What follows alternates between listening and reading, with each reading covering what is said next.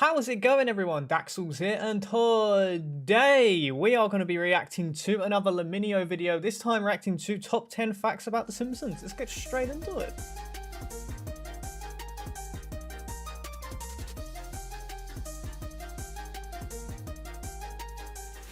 And away we go.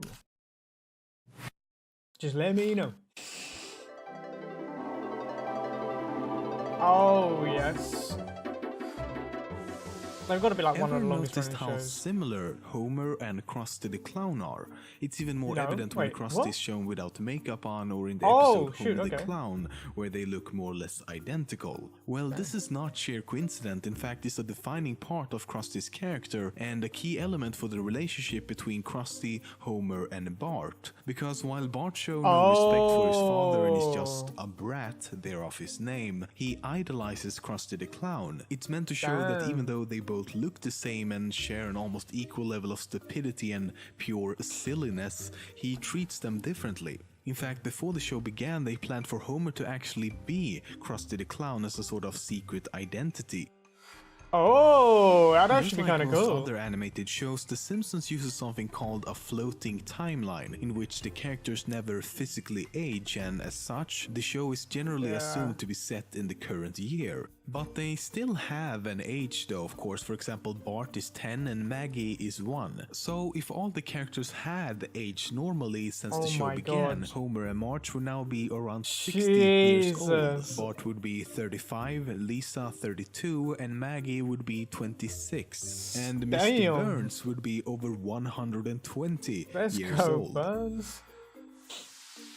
In the very beginning, Marge Simpson's hairstyle was designed that way because in the last episode of the first season, they planned on revealing that underneath was a pair of bunny ears. What? This was of course changed before the reveal, but it can still be seen in some sprite art for the Simpsons arcade game. But why? Between 1991 and 1993, Conan O'Brien was actually a writer and producer for the show. In fact, a few of the episodes Conan produced are regarded as some of the most memorable and finest episodes overall. Let's go, He's Conan. also credited as the key influence for the series' rapid shift in direction from grounded realism towards surreal and more eccentric plots after he wrote the episode Marge vs. the Monorail. Several of the characters in the show almost always go by their nicknames. Their full names are often revealed through Easter eggs and special episodes in the show. Some examples are Marjorie Jacqueline Simpson, Bartholomew Jojo Simpson, Abraham J. Jedediah Simpson II, Jeffrey Albertson, Eleanor Abernathy, Robert Underdunk Terwilliger Jr., Herschel Schmeichel Pinchas Jerusham Krustovsky, and Apu Nahasapima Petilon. What? No wonder everyone has a fucking nickname. Homer is the only character to have dialogue in every single episode. Marge and Lisa have appeared in every episode, but they didn't have dialogue in one episode each. Bart is the only of the four main characters not to have been seen or mentioned for an entire episode. Not counting Maggie, of course, because, you know, she sucks. Yeah. Mr. Burns' devoted assistant Smithers was originally going to be a black gay man with purple hair, which can actually be seen in the third episode from season 1. The reason they opted not to do this though was because they felt that a black assistant which is extremely loyal and almost submissive towards the superior might be seen as something else. On the contrary, the police officer Lou had yellow skin in season 1. Wait, what? No way.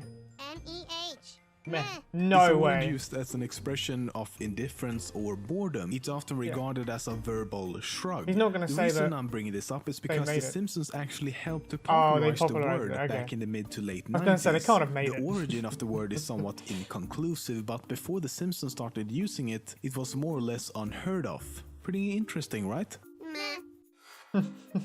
In the episode Treehouse of Horror 6, Homer is transported into a 3D world, and in one scene you'll find a string of hexadecimal numbers displayed behind him. When converted into ASCII, these numbers read Frink rules, in reference to Professor Frink. Homer's hair and ear sometimes forms the initials M and G, which of course stands for Matt Groening. M and a G. Up until season 20, the opening sequence display Maggie's worth to be $847.63. Matt has stated that this was the average monthly cost of raising a baby at the time. But ever since season 20, the groceries are first worth $243.26, with Maggie then doubling it. No one seems to be quite sure what these numbers mean, or if they mean anything at all, for that matter. In nearly every establishing shot of the power plant, a crow can be heard.